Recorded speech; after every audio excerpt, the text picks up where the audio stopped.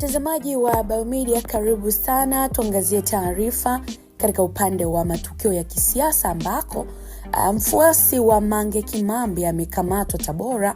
Mawasiliano yake na Mange Heche yawekwa hadharani.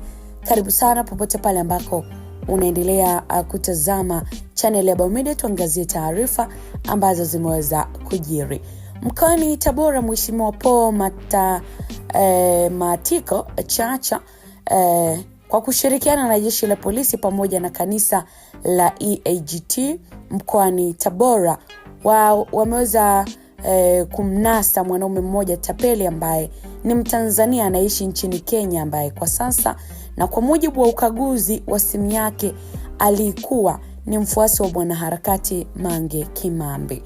Arasi huyu wa mkoa wa Tabora alieleza kuwa mtuhumiwa huyo aliweza kudukua taarifa ya kanisa la EAGT ikiomba mchango wa ujenzi wa kanisa kwenda kwa Rais wa Jamhuri ya Muungano wa Tanzania Mheshimiwa Samia Suluhu Hassan, kisha mtuhumiwa huyo kujifanya ni serikali kwa lengo la kukamilisha utapeli wake.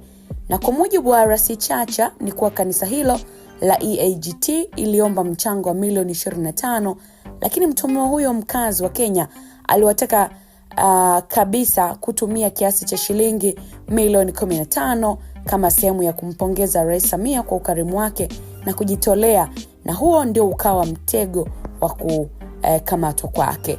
Kufuatia kushindikana kwa namna ya yeye kupatiwa kiasi hicho cha pesa, ndipo ilipobidi mtuhumiwa ama tapeli kusafiri hadi Namanga kutoka Nairobi kwa ajili ya kupokea kiasi hicho cha fedha, na ndipo polisi walipoweza kufanikisha zoezi la kumkamata. Baada ya ukaguzi wa polisi katika simu ya mtuhumiwa, ndipo walipoweza kukamata meseji zake alizotuma kwenda kwa Mange Kimambi akimtaka amtumie hela kwa ajili ya kuwapa motisha vijana, lakini pia akimwambia Mange kuwa wapo tayari kukiwasha Oktoba 29, na Mange alimjibu kuwa hana pesa kwa wakati ule.